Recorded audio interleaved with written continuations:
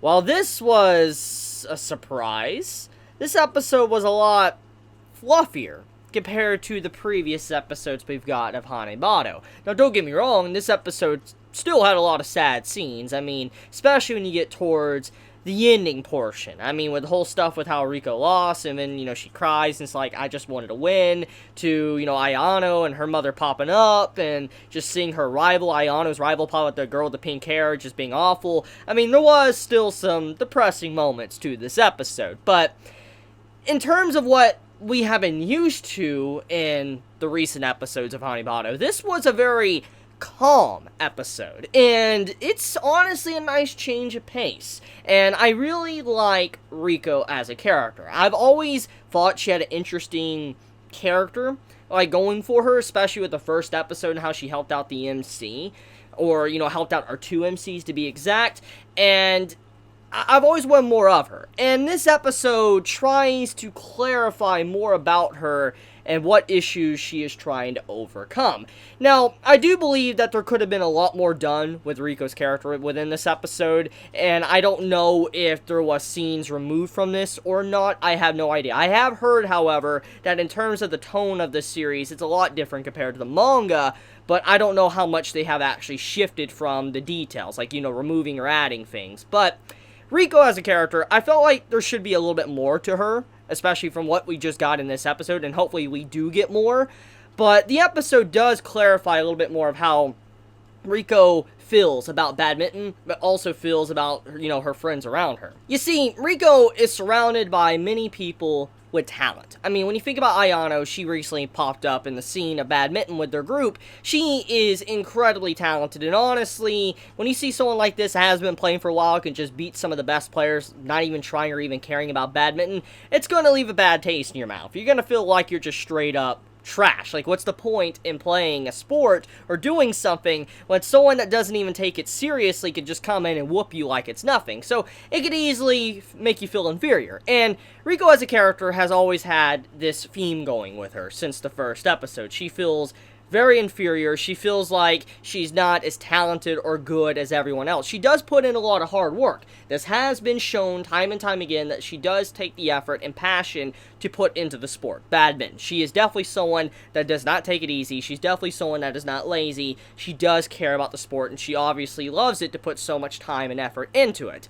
But at the same time, talent pops up once again. This is something that has popped up a little bit here and there throughout the episodes. Episode 1 was a big showcasing of this, of how talent separates those from the people that put a lot of hard work into it.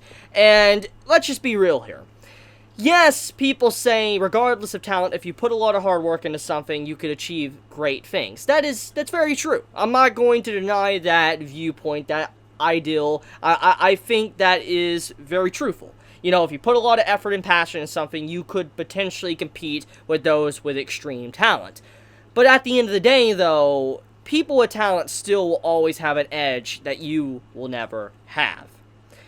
Example. This is obviously not, possible, but hypothetically, let's say you were born with 3 arms, okay? I know that's not possible. I'm just saying. It's just hypothetical.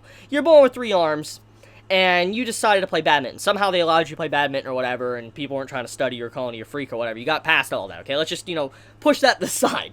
Basically, you start playing badminton, you have 3 arms or whatever, you're able to, do things that you normally wouldn't be able to do with just one hand. And so, when you think about it, there's some people that are born with talent, a little click that they can get into and help them out to achieve great things. And so, I feel like what Riko is going through was very human, what she had to deal with within this episode, because, let's face it, she may put a lot of effort into the sport, she may be someone that tries her hardest to be good, but she is not the best a part of the team. She's definitely great, probably top 5, top 3, but she is definitely not the best, and it's even stated throughout this episode that she is a low-ranking player of badminton, which is honestly depressing when you think about it, especially when you put so much time into the sport and you're legit just called like a low-ranking player. It's gonna hurt your ego quite a bit.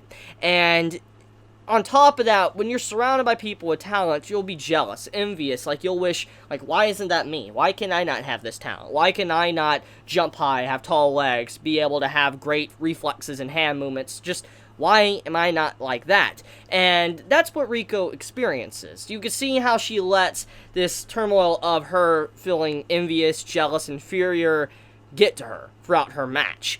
And when she's competing, obviously things don't go too well. She's losing pretty badly. And in the end, she does lose. But before she loses the match, she realizes what she needs to remember. And that is the fact that she just needs to have fun. And one of the big things that she's been doing when it comes to playing the sport is obviously having fun. Regardless of what people say, like if they put a lot of effort, time, and all that into something, like badminton or volleyball, basketball, whatever, usually those pro players, even though they do it for money, they do it to, achieve, many things and to be the top of the best or whatever, they still have a passion for the sport. You don't get into something like that if you don't have passion for it. It's like how I do YouTube. I have passion to make videos and talk about anime. You just don't do something like this, regardless if it's your job or whatever, if you don't have passion for it. And that's kind of what Riko realized. She's like, I need to realize that even if I'm not the best, I'm still having fun. I cannot forget that I have passion for badminton, and I need to just remember that. I love the sport. I shouldn't let, me feeling inferior or jealous of others remove that feeling I have of playing the sport. So she realized the big reason why she plays it in the first place. Even though she lost, she's, in her last year, this is her, final match she could ever play the sport, she realizes that, there's more to it than just always winning. There's more to it, just have fun. That's the big message here. So, Hanebado's episode, I feel like had a really good theme, but like I said, I felt like there could have been a little bit more to kind of clarify about Riko's character.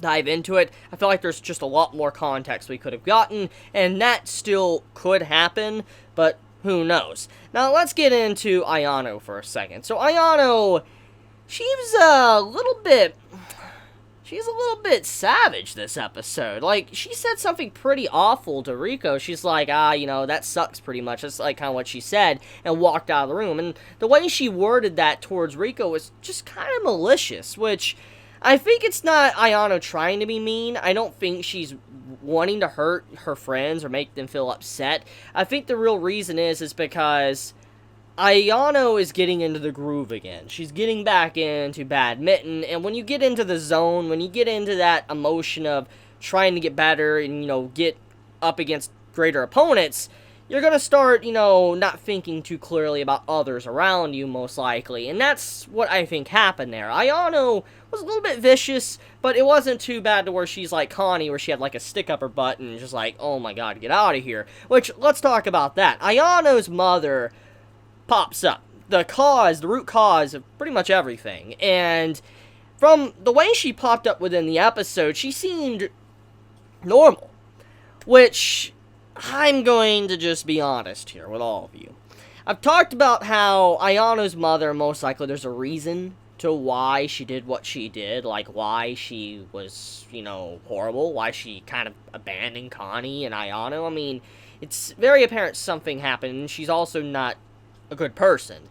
But I also said that most likely there's more to the story, and there's probably a huge misunderstanding, because we've all have probably seen a lot of sports anime, and typically with a plot point like this, there's a misunderstanding at the center of it. And I do hope with, Ayano's mother popping up, that it's not just a huge misunderstanding, and the writer tries to make it look like Ayano's mother is completely innocent, which, even if she is not as horrible as we think she has done a lot of horrific things. I mean, you don't just leave your child like that when they're sick because they lost a match. It's not normal. Especially saying to your child, like, if you want to play me anytime, you need to get a lot better with a serious face like that. That's just, that's not something you do. So, I just hope that the story is not trying to, wipe Ayano's mother with a clean slate after it tried so hard to paint a picture of how horrible she is. It would just be a very bad move, in my opinion, for the writing, Hanebado, if that is the case. But that's pretty much about it when it comes to this week's episode, so let me know your thoughts. If you enjoy my content, please subscribe. If you like this video, please leave a like, and if you want to get notified for whenever I upload a video, please click the bell icon down below, and with that, Chibi out.